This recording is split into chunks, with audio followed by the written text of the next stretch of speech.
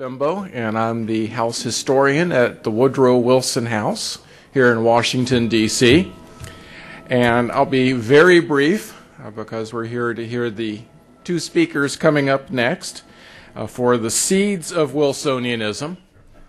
Very briefly, when I started on my dissertation a couple decades ago, my advisor said, if you're studying Wilson, you need to read two people. And one was Professor Cooper, who we heard this morning, and the other was Lloyd Ambrosius, who will be our next speaker.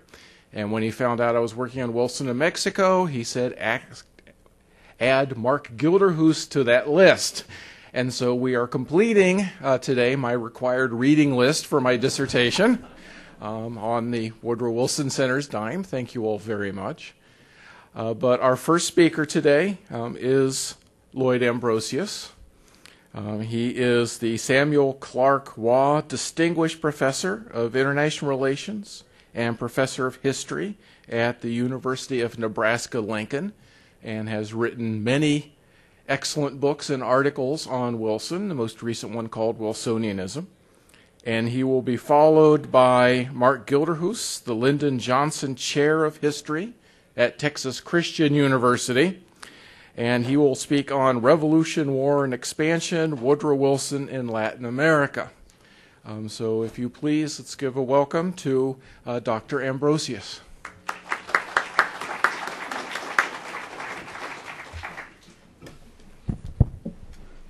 Thank you very much. It's good to be here and to participate in this symposium. President Woodrow Wilson attempted to create a new world order after World War I. His approach, known as Wilsonianism, called for peacemaking on the basis of collective security, national self-determination, and open-door globalization.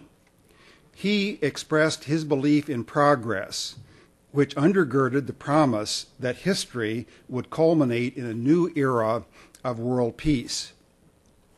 Over the centuries, different worldviews have shaped alternative approaches to peacemaking. Michael W. Doyle, in Ways of War and Peace, identified three international relations theories: realism, liberalism, and socialism. All three defined the choices for peacemakers after World War I. Some Western Europeans, such as French Premier Georges Clemenceau, and some Americans, such as Senator Henry Cabot Lodge, accepted realism as their primary worldview. Liberalism found its leading advocate in Wilson, but British Prime Minister David Lloyd George also embraced this tradition. Although not at the Paris Peace Conference of 1919, the new Bolshevik leader in revolutionary Russia, V.I. Lenin, proclaimed a radical version of socialism. Statesmen in Paris and critics of the Versailles Peace Treaty with Germany struggled over the alternatives of realism, liberalism, and socialism. Wilson used his liberal vision of peace to justify American entry into the Great War. On April 2, 1917, in his war message to Congress, he called for a democratic partnership. A steadfast concert for peace can never be maintained except by a partnership of democratic nations, he asserted. No autocratic government could be trusted to keep faith within it or observe its covenants. Democracy was the key to peace. He wanted the United States to participate in the eventual post-war peacemaking to create a League of Honor, a partnership of opinion. The recent Russian Revolution, in Wilson's view, promised to give rise to a new liberal democratic state in place of the Tsarist regime. He welcomed the new Russia as a fit partner for a League of Honor. He also wanted Imperial Germany to undergo a similar transformation from autocratic to democratic government. The world must be made safe for democracy, he proclaimed. Its peace must be planted upon the tested foundations of political liberty. That was the high ideal for which the United States would enter the European war. Wilson outlined this new vision in his 14 points of January 8, 1918. This blueprint for peace called for a world more open to international travel, shipping, commerce, and finance. His plan anticipated a peace settlement that will allow new European states to enjoy national self-determination. The last point called for a League of Nations under specific covenants for the purpose of affording mutual guarantees of political independence and territorial integrity to great and small states alike. Quite different from traditional European alliances, this new league would unite the world rather than divide it. It would forsake old balances of power and guarantee peace by a community of nations, making it unnecessary for them to prepare for or fight another war. It would enable them to reduce military preparedness to the level required for internal and collective security, and thereby avoid another arms race. This new world order would allow the United States to participate in international affairs without entangling itself in Europe's wars. It would combine American unilateralism with a new multilateralism. What Wilson wanted was a new world order, not just a new world order. He emphasized his commitment to unilateralism on September 27, 1918, when he reconciled his proposal for a new League of Nations with traditional American avoidance of European entanglements. He denied that U.S. involvement in this new league would violate the diplomatic tradition that President George Washington had advised in his farewell address in 1796, when he urged Americans to protect their independence by avoiding unnecessary alliances. Wilson imagined an international society in which a League of Nations could mobilize world public opinion, or the moral force of humanity, to preserve peace. On December 21, 1918, he shared his vision with the French people, telling his Paris audience that the proposed League of Nations would how the proposed League of Nations would function. "My conception of the League of Nations is just this," Wilson explained, "that it shall operate as the organized moral force of men throughout the world, and that whenever or wherever wrong and aggression are planned or contemplated, this searching light of conscience will be turned upon them, and men everywhere will ask, 'What are the purposes that you hold in your heart against the fortunes of the world?' Just a little exposure will settle most questions." Wilson claimed that if there had been such a league in 1914, it could have prevented the war by rallying public opinion against the Central Powers, thereby using moral suasion to force them to choose peace over war. At the peace conference, Wilson gave top priority to creating the League of Nations. This international institution, he anticipated, would enable the United States to participate in world affairs without becoming entangled. He devoted his time during the first weeks of the peace conference primarily to drafting the covenant for the League of Nations. Presenting it to a plenary session on February 14, 1919, he stressed its moral commitment. He said that throughout this instrument, we are depending primarily and chiefly upon one great force, and that is the moral force of the public opinion of the world. Exposing sinister intrigues and states that might start wars to the cleansing and clarifying and compelling influences of publicity would be the League's way to maintain peace. Using military force to stop aggression would be only a last resort and quite rare. Dubious about the League's reliance on world public opinion, French leaders at the peace conference sought a traditional alliance to protect their country against Germany. Clemenceau, who wanted to restore Europe's balance of power, eventually extracted commitments from Wilson and Lloyd George to a tripartite alliance. Under separate Franco-American and Anglo-French treaties, the American and British governments promised to guarantee French security against a potentially revengeful Germany. Wilson was never enthusiastic about the French Security Treaty, which might entangle the United States in Europe. He accepted it, however, as part of a compromise to settle disputes among the victors over the separation and occupation of the Rhineland, only by viewing this treaty's commitment as an example of what the League might do in the event of German aggression. After returning to the United States, he focused on the League and did not attempt to win approval for the French Security Treaty by the Senate. He did not want the United States entangled in an alliance to preserve Europe's balance of power. Although his advocacy of the League as the alternative to alliances and balances of power emphasized external relations, Wilson also stressed internal affairs. Democratic governments, he believed, were inherently more peaceful. In Wilson's interpretation of modern history, democracy and nationalism had emerged together. At first, he traced the origins of these two trends in the United States back to Anglo-Saxon or Teutonic ancestors, thus affirming racial nationalism.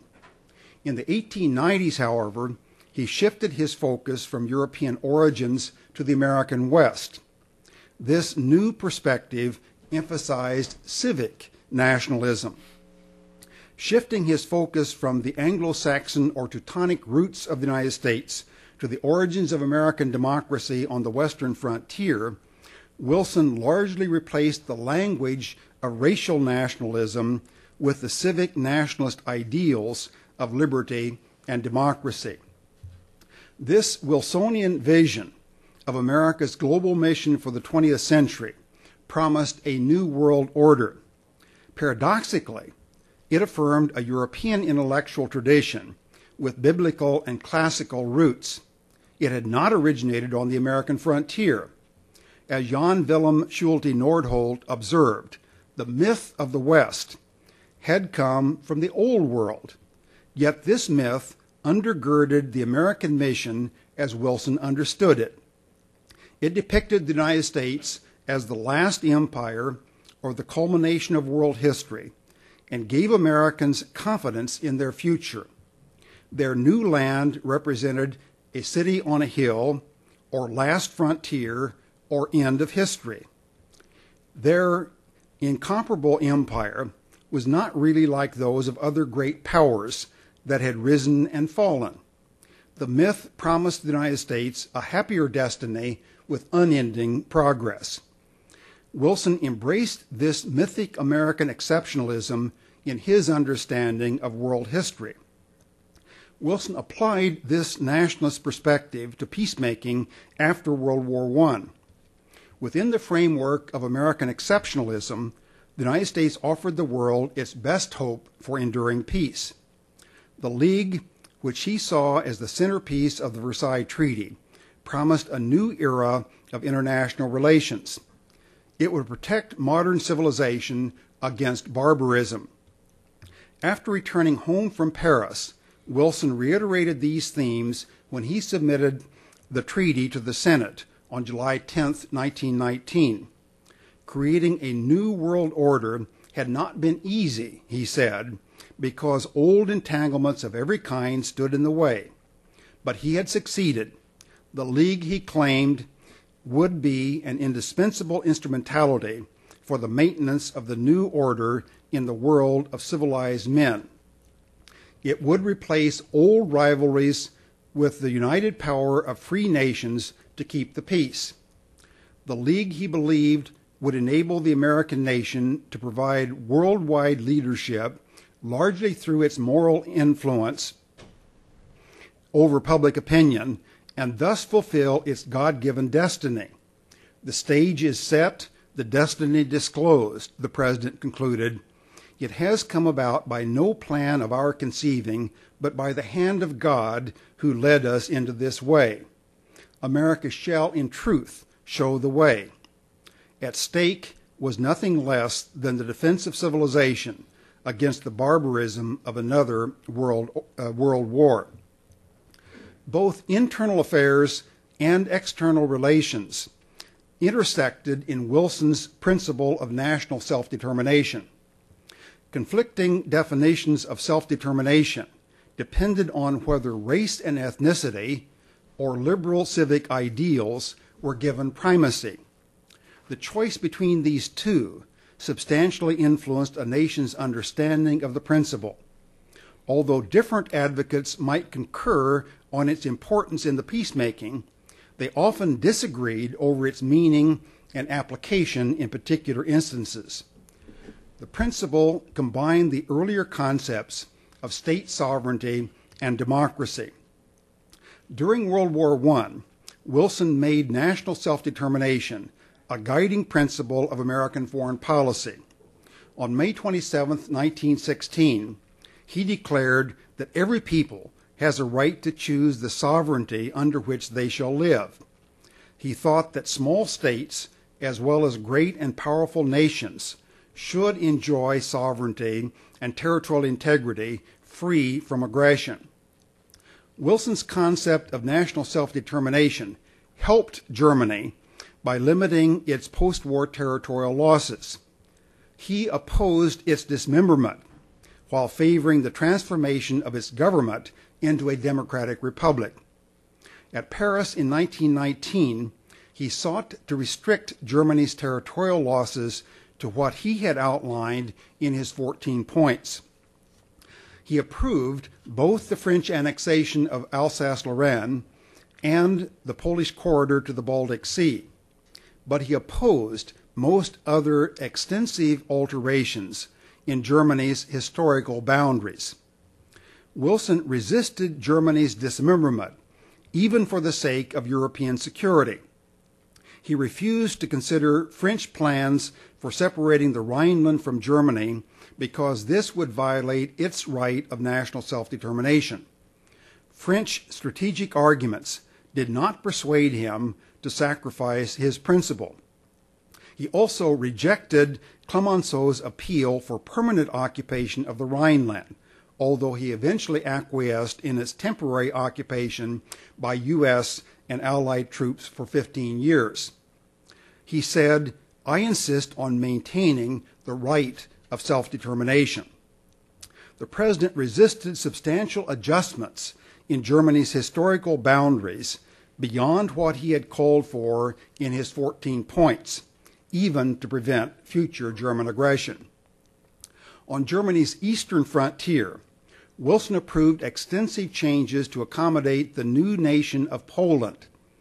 He agreed with the Allied premiers to give Poland access to the sea, as he had promised in the 14 points, and to establish Danzig as a free city. He also endorsed the Polish claim to the rich industrial area of Upper Silesia. He regarded these changes as essential to Poland's restoration. In drawing new German-Polish borders, he wanted to respect ethnographic lines as much as possible. "My great concern is to avoid putting too many Germans in Poland," he said. Seeking to draft the peace treaty in accordance with national self-determination, Wilson preferred historical boundaries. This approach, while often favoring Germany by minimizing its territorial losses, sometimes worked against it. He never believed that all Germans had a right to live in the same nation-state. He did not share Germany's ethno-nationalist interpretation of national self-determination. He approved the historic frontier between the German and Austro-Hungarian empires as the new border between Germany and Czechoslovakia. He also readily agreed to forbid Germany from annexing what remained of Austria. Wilson clarified his principle of national self-determination while dealing with problems of national and religious minorities in post-war Europe. The Versailles Treaty would leave some Germans in Austria, Czechoslovakia, and Poland. Jews also lived as outsiders in the new states of Central and Eastern Europe. The mixture of different nationalities already produced serious ethnocultural conflict, posing the question of the rights of ethnic and religious minorities. It was impossible to draw borders along either historic or ethnographic lines that would satisfy all the nationalities. In accordance with civic nationalism, Wilson hoped that the historical process of nation building would resolve these ethnic problems by integrating minorities into the new nations. His attitude toward minority rights expressed his liberal view of assimilation. Yet Wilson's own racism shaped his approach to international relations. His idea of democracy did not affirm racial equality. On the contrary, this Southern-born president believed in white supremacy. His attitude toward African Americans at home had its counterpart in his foreign policy. He used the hierarchy of race to define the stages of development that would characterize the various types of League mandates, A, B, and C, for the former empires of the defeated Central Powers. The hierarchy of race allowed Wilson to accommodate traditional European colonialism in the new guise of the League mandates. He limited the application of the principle of national self-determination to Europe.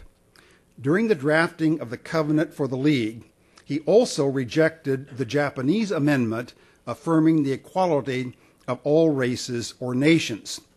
Wilson's liberal internationalism, which generally emphasized civic ideals, thus also expressed his white racism.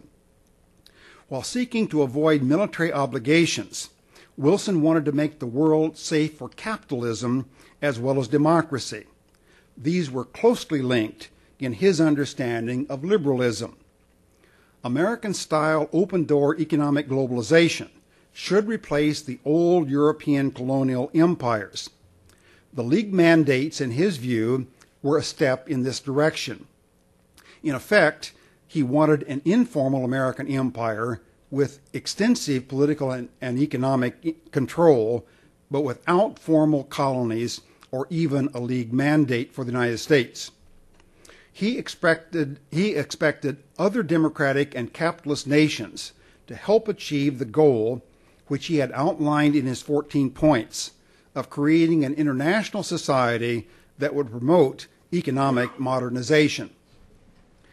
After World War I, Wilsonianism failed to create conditions favorable either to democracy in Weimar Germany or to a new world order of peace.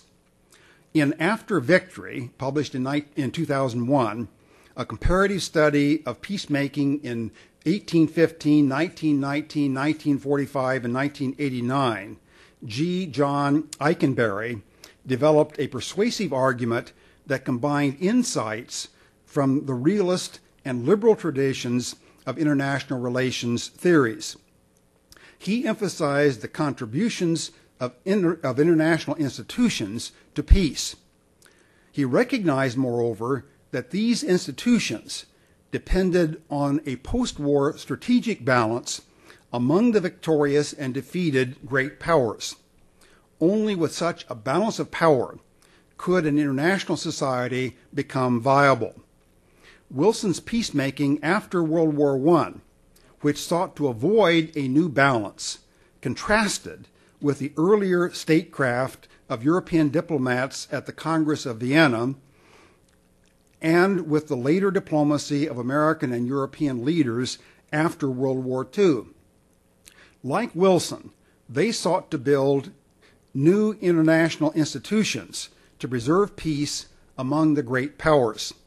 But unlike him, they formed alliances with firm commitments to deter potential aggressors and protect possible victims, thereby stabilizing the balance of power. With alliances and regular forums for ongoing diplomatic consultation, and with realistic appreciation of the existing strategic balance and of the importance of sustaining it, they managed to create stable and peaceful international orders that survived for decades. Long periods of peace characterized Europe's international history after the Napoleonic Wars, and after World War II. The same experience occurred as well during the first decade after the Cold War. In contrast to these achievements, Wilsonian peacemaking failed after World War I. Wilson's unrealistic vision of a new world order did not provide the foundation for post-war peace among democratic nations in the way he had hoped. Despite Wilson's unsuccessful peacemaking after World War I, Wilsonianism continued to flourish as an ideology. At the end of the Cold War, Francis Fukuyama proclaimed the end of history. In President George W. Bush's foreign policy, neoconservative Wilsonianism became the dominant ideology. Like Wilson earlier, he felt confident that he could create a new world order of democracy and peace. After 9/11, however, he believed that the United States needed first to fight a global war on terrorism. John Lewis Gaddis applauded Bush's decision to use aggressive or preemptive military force to implement Wilsonian ideals. So the formula, Gaddis explained, is Fukuyama plus force. The United States must finish the job that Woodrow Wilson started. The world, quite literally, is to be made safe for democracy, even those parts of it, like the Muslim Middle East, that have so far resisted that tendency. Otherwise, democracy in the new age of vulnerability will never be safe in the world. Thus, making the world safe for democracy and peace required perpetual war. Yet world history still did not conform to the pattern that Bush and his intellectual cheerleaders prescribed. Given the increasingly obvious disparity between ideals and results, Fukuyama searched for an alternative way to reach the same end. Instead of reconsidering the philosophical assumptions and cultural values of the Wilsonian worldview that had led to the false promises and expectations during World War I and again during Bush's global war on terrorism, Fukuyama proposed the oxymoronic concept of realistic Wilsonianism. In the 21st century, true believers still could not bring themselves to re-examine their erroneous premises about the presumably progressive direction of world history toward democracy and peace. For the sake of democracy, peace, and world order, it is time for a fundamental reconsideration of the Wilsonian worldview and legacy in U.S. foreign relations. Thank you.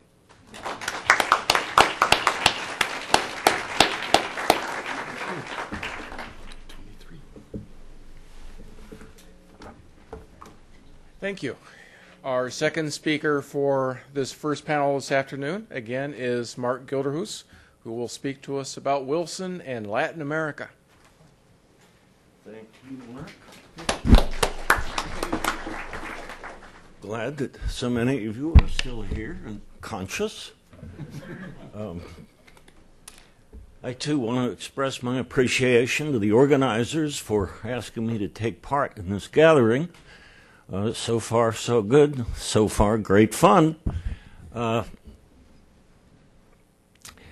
want to, I guess, follow in the tradition of Professor Stone this morning. I'm not sure I want to excoriate Wilson, but I'm going to adopt the perspective of a Carrancista around 1920 and provide a critique of Wilsonian policy toward Latin America from a Latin American point of view. One of the things that irritates me about the literature on U.S.-Latin American relations is that oftentimes Latin Americans are left out. They just don't show up. The books are about unfolding U.S. policy. But where the hell are the Latin Americans? Read Samuel Flagg Bemis. They're not there except as annoyances who get in the way. Pests. Lou Perez. Cuban specialist, has written extensively on this characteristic of the literature by gringo historians in English.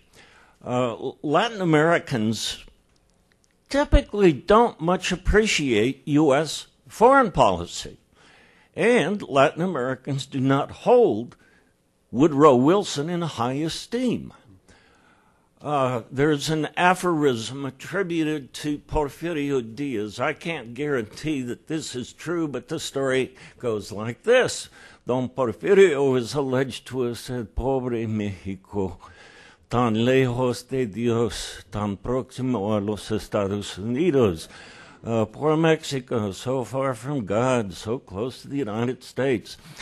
There's another great story that's making the rounds among Latin Americanists these days. This has more to do with Cold War stuff, but it makes the same point. Two Mexicans are sitting in a bar in Mexico City ruminating on the historic relationship between the United States and Mexico. And after they've had several tecates, they're wondering, should we really be grateful to the United States for seizing only half our country in 1948? What about all those invasions and border incursions and attempts at diplomatic blackmail? Then one guy said, I've been thinking about recent times. Why is it there haven't been any military coups in the United States? And the other guy says the answer is simple. There aren't any American embassies in the United States. So from that standpoint, I want to provide a kind of critique of Wilsonian diplomacy, not from a pro-Wilson point of view, but from a Latin American point of view. Historians of hemispheric relations agree, I think, that over the years, Latin America has served the United States as a kind of laboratory in which North Americans try out the techniques of empire and then apply them to other places. This certainly is the case in Wilson's case, for reasons I will explain. In addition, historians, for the most part, agree that basic U.S. goals in Latin America have remained pretty much constant since independence. What do the United States leaders want? Well, they want the Europeans to stay out. U.S. leaders want unlimited, indeed preferably preferential access to Latin American markets, Latin American resources, and U.S. leaders want order and stability. And if that can be achieved with governments that we can call democratic, fine. If it can't, then we'll put up with the Somosas and the Trujillos and the Diazes and those guys. Now, in the case of Mexico, this was Wilson's first big issue in foreign relations, and it tormented him all 8 years he spent in office. Victoriano Huerta, who was not a nice guy, he was an assassin, a drunk, a duplicitous hijo de puta, bad guy. Wilson had every good reason to dislike him on ideological and constitutional grounds. Initially, Wilson defined the problem with Huerta on constitutional grounds. He's a usurper. But in addition, Wilson develops grave misgivings on economic grounds. A paradox comes into play here. Wilson and his principal advisors, House, Bryan, Lansing, John Lind, who's babbling all kinds of nonsense from the city of Veracruz, misimpressions, gringo falsehoods. these guys come to see Huerta as an instrument of British imperialism. And then they conjure up this picture of economic warfare in the Western Hemisphere, in which Latin American economic dependencies on Britain particularly, but also conceivably France and Germany, pose threats to the Monroe Doctrine and pose threats to the sovereignty and independence of Latin American countries. Intriguingly, Wilson comes to imagine that he is the defender of self-determination in Mexico. And he arrogates the right to safeguard Mexican sovereignty against this British puppet, Huerta. So when he intervenes, when he invades, let's use the right word, when he invades Veracruz in the spring of 1914, he's deceived himself into thinking that this is a blow against the British and against Huerta in support of Mexican self-determination. Unsurprisingly, the Mexicans didn't see it that way. And everybody, all the various factions, oppose the intervention, except for one faction, Francisco Villa, up in the north. And Villa was a kind of primitive Clausewitzian who probably saw this not so much as a question of Mexican nationalism as a question of people who punish my enemy probably can serve me as a friend. The Huerta problem becomes enormously complicated and enormously difficult, in large part, I would argue, because of Wilson's blunders. He went into an area he didn't understand. He went into an area he probably should have stayed out of. Well, happily for Wilson, before an actual war developed, Álvaro Obregón's army solved the problem in the summer of 1914 by driving Huerta into exile. And then Wilson indulges in a bunch of other fantasies, thinking that, hell, this is Minneapolis or someplace like that. We'll bring all the players into political association, and through the exercise of goodwill, we'll form a coalition that will restore peace.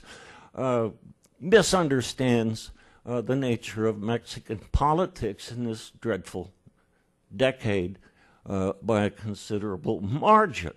He's not able to bring the various factions together. Instead, the factions wage civil war on one another.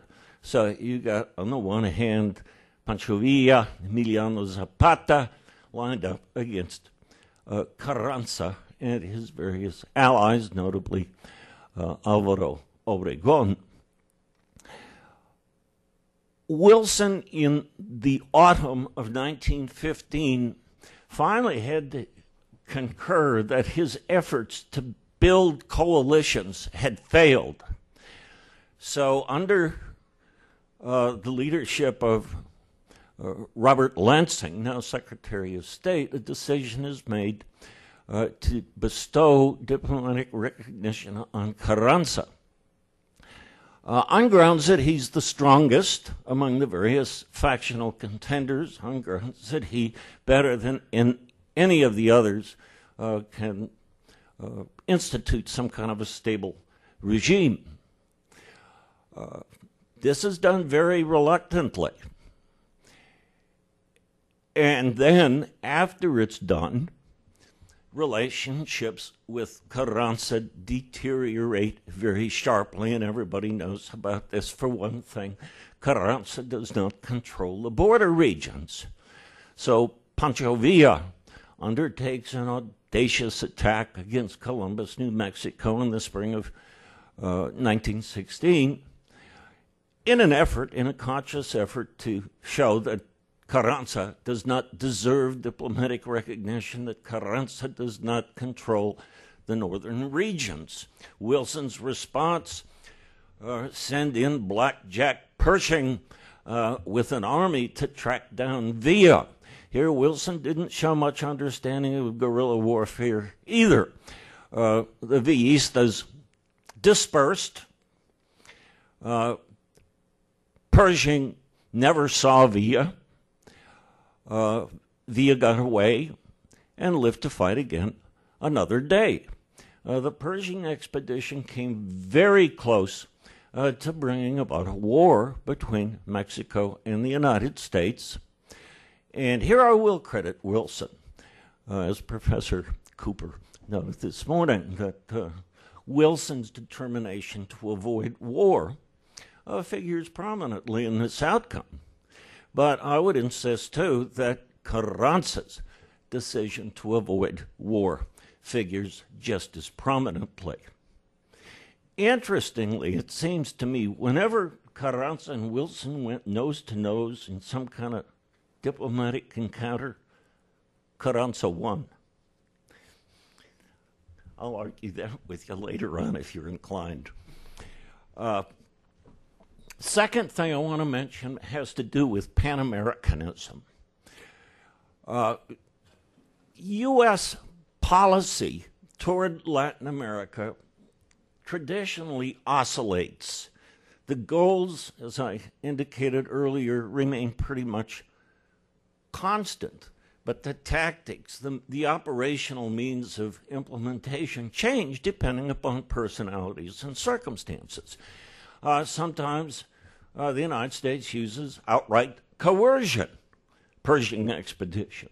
Sometimes the United States tries conciliation. And ever since the late 1880s, a succession of regimes had tried in one way or another to popularize the Pan-American alternative and bring Latin Americans into a kind of cooperative relationship with the United States. In the case of Wilson's approach to Pan-Americanism, Colonel House plays an important role. When the war starts in Europe, House intimates to Wilson, it's time for you to do something statesmanlike, particularly something that will inspire the Europeans and establish the United States as maybe some kind of a diplomatic model for keeping the peace in the future. So what House comes up with is a plan for a Pan-American treaty. And it goes through various renditions, but essentially, here's where Mexico and Latin America is serving as a laboratory for a set of assumptions that later show up in Paris. We want to safeguard the sovereignty and independence of Latin American states, and we want to set up a system of collective security to maintain the safety of nations in the Western Hemisphere. Among other things, this proposal would multilateralize the Monroe Doctrine. This had become an issue for a lot of progressives. Professor Hiram Bingham from Yale says the Monroe Doctrine is an obsolete shibboleth. This unilateralist approach is not consistent with modern times. We need a multilateral approach. And Robert Lansing, among others, is taken by this. So in any case, Wilson instructs House to approach the Argentines, the Brazilians, and the Chileans to see if they're interested in pursuing this idea. And House gets at least a positive response from the Argentines and the Brazilians. The Chileans, for reasons of their own, aren't so keen on this. And then Wilson shoots the whole thing down inadvertently in the course of the punitive expedition. War is threatening. Will he accept and Argentina offered to negotiate between the United States and Mexico to find a way to get the punitive expedition out. So Wilson has a very difficult choice to make, and he chooses to keep the punitive expedition in Mexico, and he chooses to disregard the Argentine initiative, thereby striking a blow against multilateral initiatives, thereby suggesting to Latin Americans everywhere that he's not to be trusted. That when he talks about collective security and Pan-Americanism and all that stuff, it's just rhetoric down the tubes.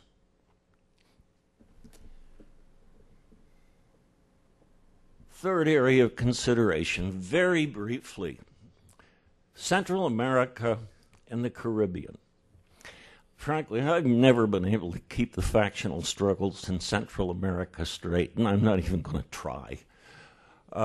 One of the concerns of the Wilsonians was to strengthen the protectorate over Nicaragua, because Nicaragua is an alternate canal route, and you don't want some European power, maybe even the Japanese, coming in and building a rival canal.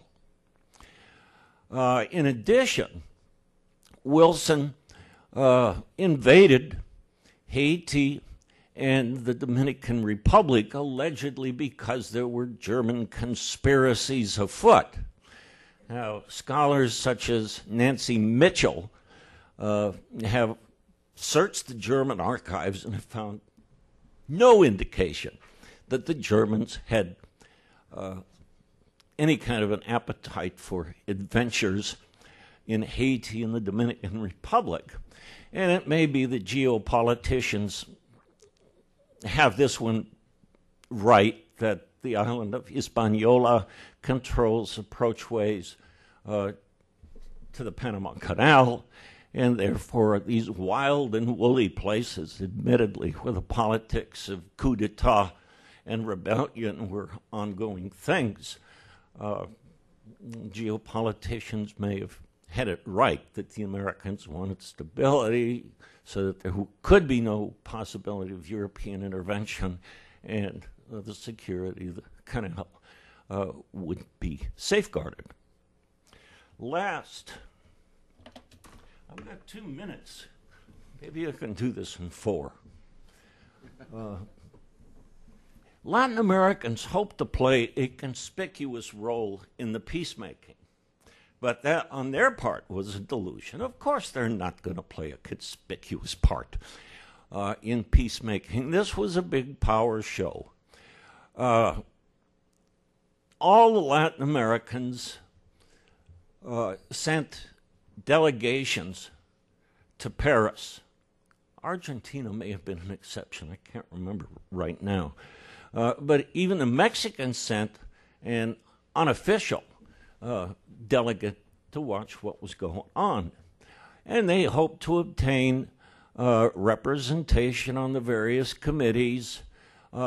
Especially, they lobbied against the Monroe Doctrine. You will remember that the Wilson people and the Republicans back home wanted the treaty explicitly to say something in defense of the Monroe Doctrine. And the Mexicans were especially outspoken in their opposition.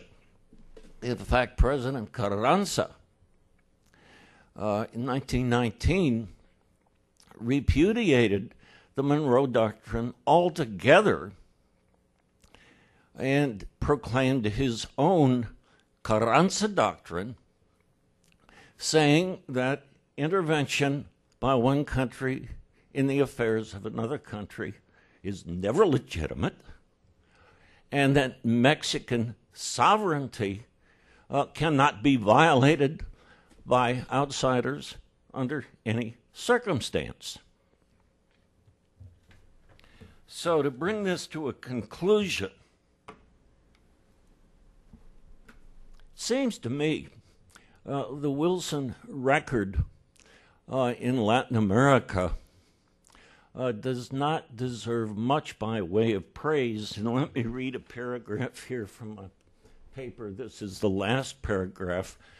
Overall, Wilson's policies in Mexico, the Caribbean, and South America had failed to elicit the desired results. True, his attempts to expand commerce, and I didn't have time to say much about that, but in large part because of the war, Latin America is cut off from traditional markets in Europe. So there's a huge opportunity for the United States to expand commerce, and this program is pursued in conjunction with the Pan American initiatives.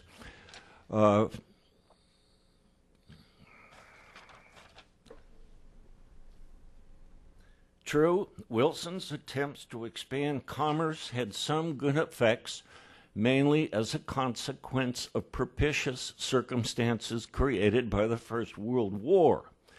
But in other areas, he had little to show for his various political initiatives, and an reputation for arrogance, hypocrisy, and contradiction will probably persist as stains on his legacy as a policymaker in Latin America. His efforts to give the Monroe Doctrine a multilateral definition merit commendation, but his military invasions in Mexico and in the Caribbean suggest the impact of condescension, paternalism, and racism, a set of characteristics, alas, all too frequently present in the conduct of U.S. policy toward Latin America. Thank you much.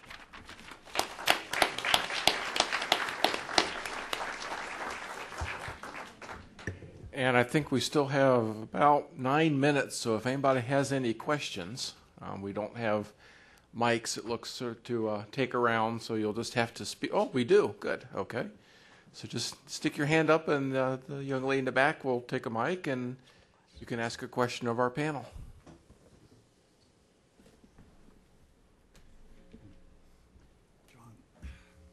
John Cooper. John.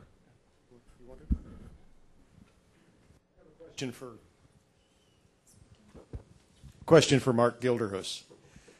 Would you care to comment on the political pressures that Wilson was under in the United States vis-a-vis Mexico, especially in 1916? Well, 1916 is a presidential election year, and he's under considerable political pressure, of course. If Republicans can depict him as someone who, if Republicans can depict him as someone who is either unwilling or unable to defend the border, then it's going to be raw meat. So, sure, that's a consideration that has to be taken into account from Wilson's own point of view. I would say also, as we're moving into 1919, getting ready for the presidential election in 1920, he's under immense pressure from right-wing Republicans such as Albert Bacon Fall, and from various associations of oil men and investors. So, of course, he's not a free agent. He's got to respond in some kind of ways. And how did he respond? How did he respond? By refusing to intervene, but he kept on the diplomatic pressure. Doesn't he deserve some credit for refusing to intervene? Well, I guess you and I would have a big difference there, wouldn't we?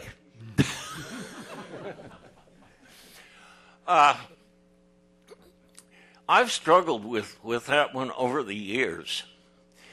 And people like Lansing were willing at least to consider the possibility of intervention as a very Lansing, I think Lansing went even further than that. I mean, as I read it, he actually plotted to try to get us to intervene, especially after Wilson's stroke. I mean, that's more than just entertaining the possibility. Yeah. One of the reasons Wilson is against it is because Albert Fall favored it.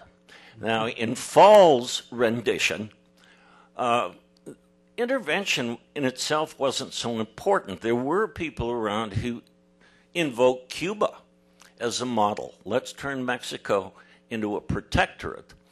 Fall much preferred to employ a different kind of thing, work with anti-Carrancistas, and precipitate a rebellion in Mexico, at least in the oil regions. And then, if all goes well, if the rebellion succeeds, Manuel Peláez, the guy, the oil lord, the regional jefe, who had precedence in that part of Mexico, might agree to establish some kind of special relationship with the United States. The political scene was alive with goofy initiatives. And Wilson deserves no credit for resisting those and not going along with them?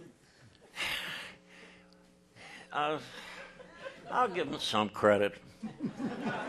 He'd already invaded the place twice and didn't achieve his goals. So maybe he learned his lesson. No. My wife wants me to leave it alone, but one more. Okay. Are you familiar with his interview with Ray Stannard Baker in the spring of 1916? I think so. Where I haven't read it for a long where time. he talks about what a crime the Mexican-American War of 1846-48 had been, and that we're not going to do that again? I mean, That's to his credit. Well, good. Well, I guess we can agree on that. But, hey, if this is spring 1916, he's got an army in Chihuahua.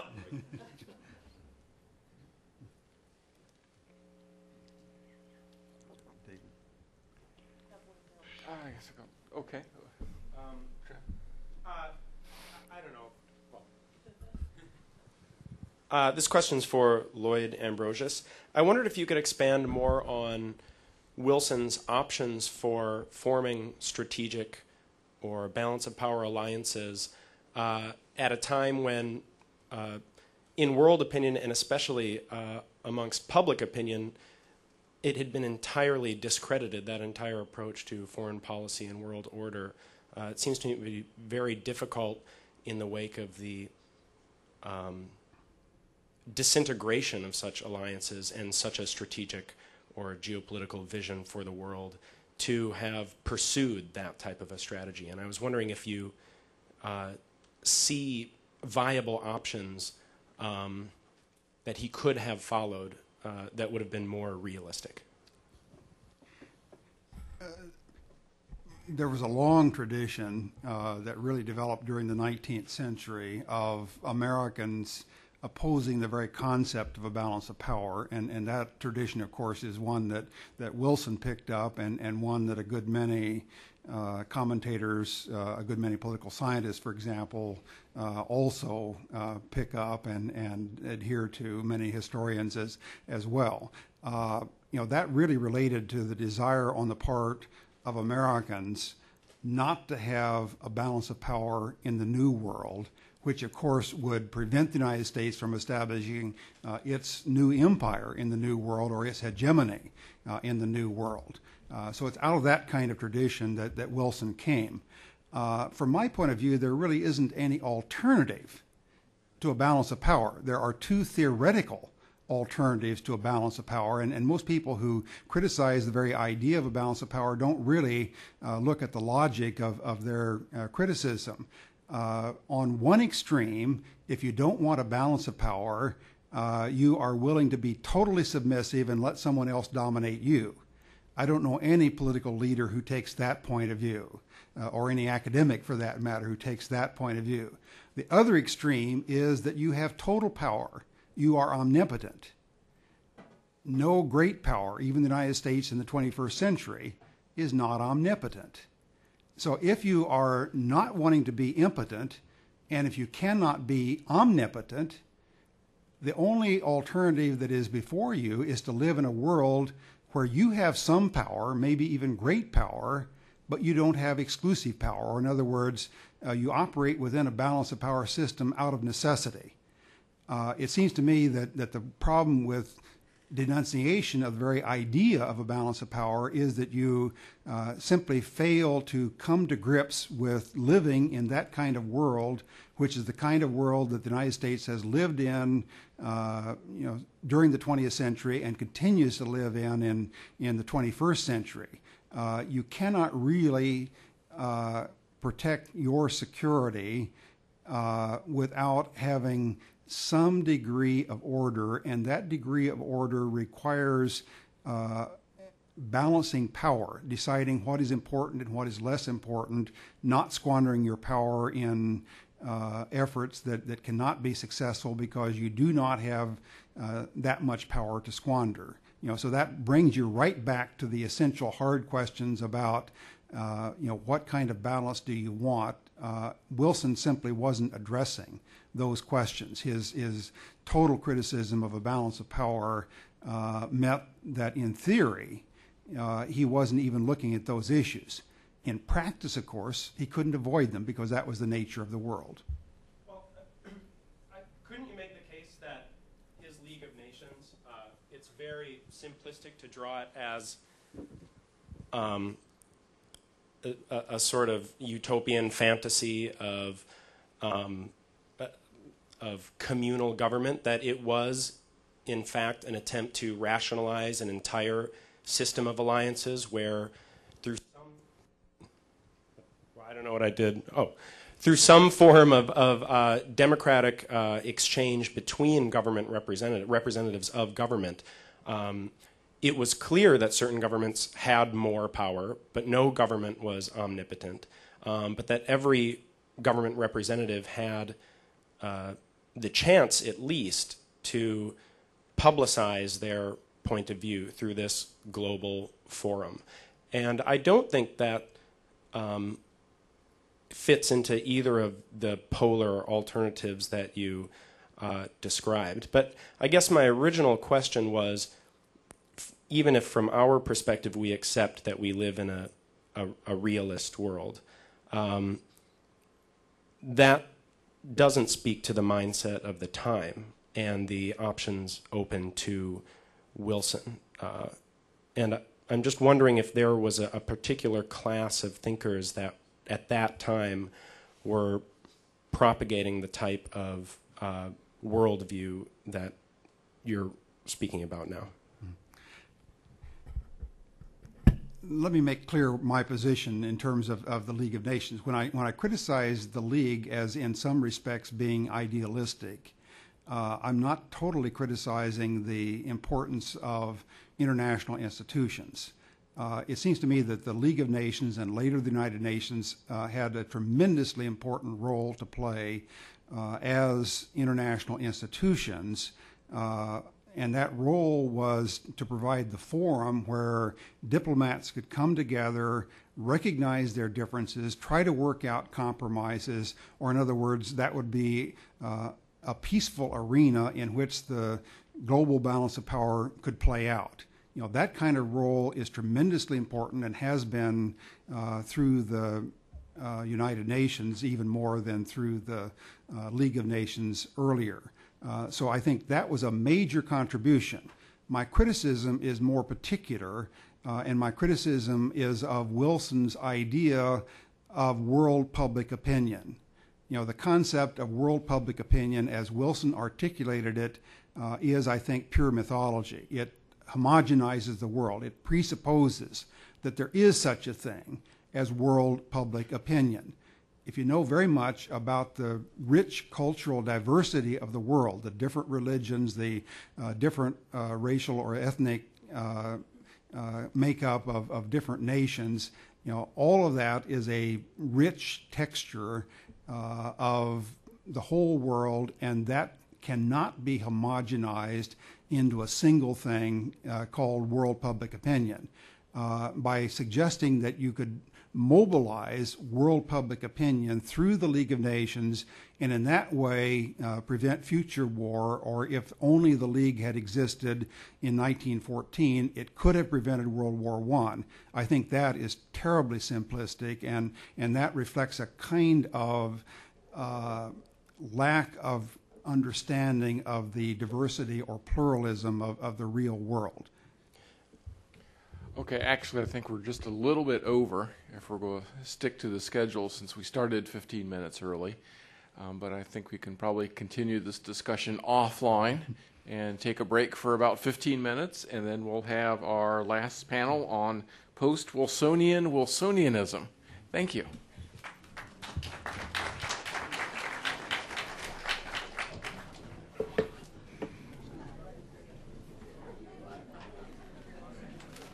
Boxing match between John Milton Cooper and Mark Gilderhus will start in the alley. So the boxing match between John Milton Cooper and Mark Gilderhus will begin in the alley in 5 minutes. Oh, I don't think it's a boxing match. I just wanted to stir things up. I know, that was good.